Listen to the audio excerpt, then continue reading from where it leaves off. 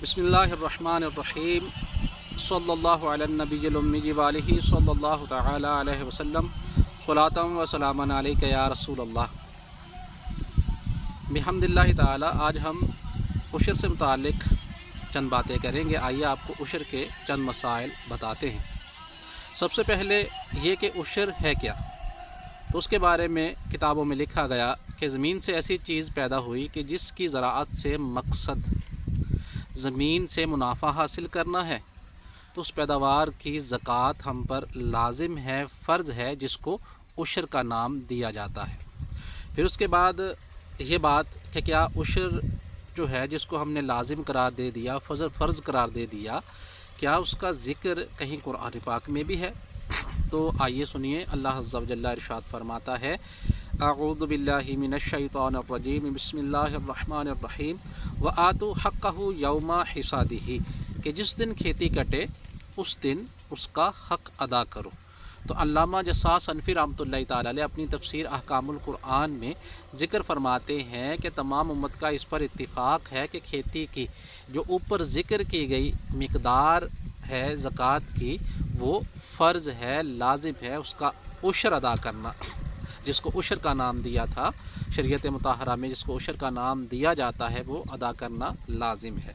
अब उसके बाद क्या अहादीस में भी इसका ज़िक्र मिलता है? तो आइए इमाम बुखारी रहमतुल्लाहि ताला अलैह की बुखारी शरीफ की तरफ चलते हैं। तो इमाम बुखारी रिवायत नकल फरमाते हैं कि रसूलुल्लाह सल्लल्लाहु अलैहि वसल्लम ने इरशाद फरमाया कि वो चीज़, वो खेती या वो ज़मीन कि जिसको आसमान या चश्मों के पानी ने सैराब किया, कि जिनमें हमारी कोई भी जो है वो माल या कीमत खर्च नहीं होती, हमारा कोई भी ख़र्चा नहीं होता, उसमें 10वां हिस्सा है। और फरमाया कि वो पानी जो तुम अपने जानवरों पर लाद कर लाते हो, ख़रीद कर लाते हो, ये मफ़हूमन अर्ज़ कर रहा हूँ, उसमें जो है वो 20वां हिस्सा देना लाजिम है।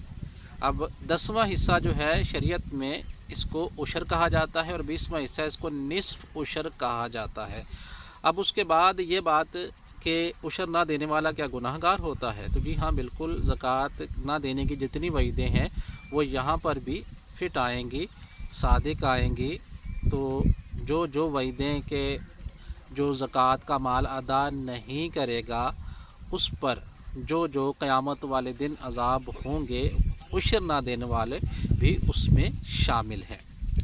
अब उसके बाद ये बात कि अगर किसी के ज़िम्मे चंद सालों का उशर बाकी है तो वो क्या करे? जी, वो हिसाब करेगा अपनी खेती का, उसको उसका उशर बसूरत अदा करना ही पड़ेगा।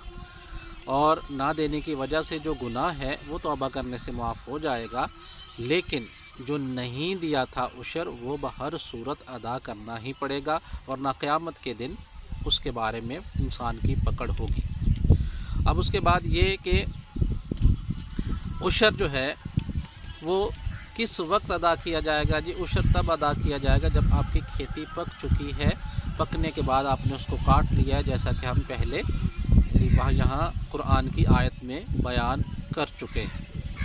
फिर उसके बाद ये कि 10वां हिस्सा कब दिया जाएगा फ़ी ज़माना, और 20वां हिस्सा कब दिया जाएगा? ये 10वां हिस्सा हम तब देंगे जबकि आसमान और चश्मों के पानी से, जिन पे हमारा ख़र्चा नहीं होता, उनसे खेती सैराब हुई।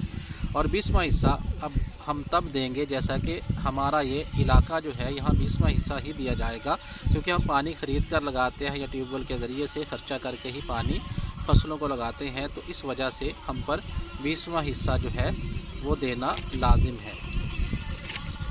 तो उसके बाद अगर हम ये बात करें कि इसका कोई मिक़दार या निसाब भी मुकर्रर है कि इतनी फसल होगी तब ही हम उशर अदा करेंगे, वरना उससे कम में नहीं करेंगे, तो इस बारे में जान लीजिए कि अगर 5 किलो भी आपकी फसल हुई है तो उसका भी 20वां हिस्सा देना लाजिम है। इसकी कम से कम की मिक़दार ऐसी कोई बयान नहीं की गई। ज़्यादा से ज़्यादा जितनी हो 20वां हिस्सा, कम से कम भी कितनी हो उसका भी 20वां हिस्सा देना पड़ेगा। उसके बाद अगर फसल जो है वो तबाह हो गई, माज़अल्लाह, अल्लाह माफ़ फरमाए, कि खड़ी फसल थी, तैयार थी, तबाह हो गई, तो क्या भी उशर देना पड़ेगा? जी नहीं, फिर उशर नहीं देना पड़ेगा। फिर उसके बाद ये बात कि किस किस फसल का उशर देना पड़ेगा? تو شروع میں بتا چکے کہ جن فصلوں کو بیچ کر زمین سے منافع حاصل کرنا مقصود تھا ان تمام فصلوں کا عشر ادا کرنا لازم ہے۔ جیسے کہ مثال کے طور پر گندم ہے، اس کا بھی عشر دیا جائے گا، گنا ہے کماد جس کو کہہ لیں، اس کا بھی عشر دیا جائے گا، جوار، مکئی، اس کا بھی عشر ادا کیا جائے گا، کپاس کا بھی عشر ادا کیا جائے گا۔ اور اگر کسی نے بیچنے کے لیے بڑے پیمانے پہ سبزی وغیرہ کوئی لگائی ہے، 1 ایکڑ 2 ایکڑ اس سے کم وغیرہ جو بیچنے کے لیے، تو اس کا بھی عشر ادا کرنا پڑے گا۔